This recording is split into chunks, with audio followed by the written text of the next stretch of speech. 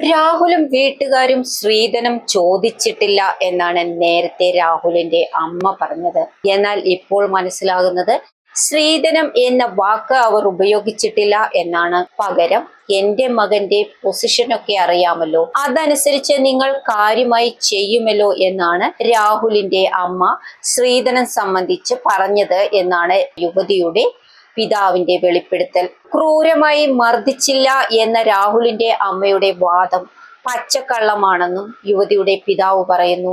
അമ്മയുടെയും സഹോദരിയുടെയും ഒത്താശയോടുകൂടിയായിരുന്നു മർദ്ദനം നടന്നിട്ടുള്ളതെന്നും ഇവരിലേക്ക് കൂടി അന്വേഷണം വേണമെന്നുമാണ് യുവതിയുടെ പിതാവ് ആവശ്യപ്പെട്ടിരിക്കുന്നത്. രാഹുലിനെതിരെ ഗുരുതര ആരോപണങ്ങളാണ് യുവതിയുടെ പിതാവ് ഉന്നയിക്കുന്നത്. അന്ന് ഞങ്ങൾ രാഹുലിന്റെ വീട്ടിലേക്ക് ചെന്നപ്പോൾ എന്റെ മകൾ തന്നെയാണോ അതെന്നായിരുന്നു അന്ന് കണ്ടപ്പോൾ തോന്നിയത്. ആകെ ഭയപ്പെട്ട അവസ്ഥയിലായിരുന്നു. തല മുഴച്ചിരുന്നു. മൂക്കിൽ നിന്നും ചെവിയിൽ നിന്നും രക്തം വന്ന് ഉണങ്ങിയ പാടുകളുണ്ടായിരുന്നു.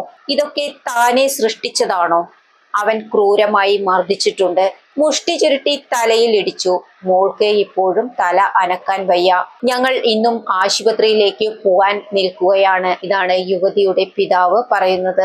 രാഹുൽ മർദ്ദിച്ചപ്പോൾ സഹായത്തിനായി മകൾ കരഞ്ഞു വിളിച്ചിട്ടും അമ്മയോ സഹോദരിയോ തിരിഞ്ഞു നോക്കിയില്ലെന്നാണ് അദ്ദേഹം പറയുന്നത്. അവരുടെ കൂടെ ഒത്താശയോടുകൂടിയാണ് ഇത് നടന്നിട്ടുള്ളത്. അവരെല്ലാം മദ്യപിക്കുന്നവരാണ്. അതുപോലെ രാഹുലിന്റെ മുൻകാല പശ്ചാത്തലവും അന്വേഷിക്കണം. ലഹരി ഉപയോഗം മാത്രമല്ല, ഇതിന്റെ വിൽപ്പനയും ഉണ്ടോ എന്ന് അന്വേഷിക്കണമെന്നും ലഹരിയുമായി ബന്ധപ്പെട്ട് രാഹുലിനും കൂട്ടുകാർക്കുമെതിരെ അവിടുത്തെ റെസിഡൻസ് അസോസിയേഷനിലും പ്രശ്നങ്ങളുണ്ടെന്നുമാണ് ഞാൻ മനസ്സിലാക്കിയിരിക്കുന്നതെന്നും പിതാവ് വെളിപ്പെടുത്തുന്നു.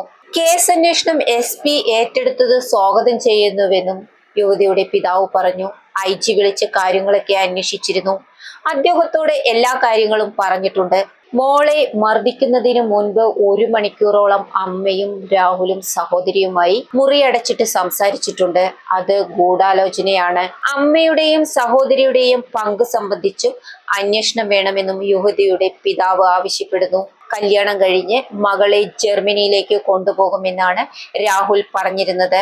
ഇതിനായി 9-ന് റിസപ്ഷന് വന്നതിന് ശേഷം പാസ്പോർട്ടിന്റെ കാര്യത്തിനായി ആലുവയിൽ പോയിരുന്നു എന്നും അദ്ദേഹം വെളിപ്പെടുത്തുന്നു.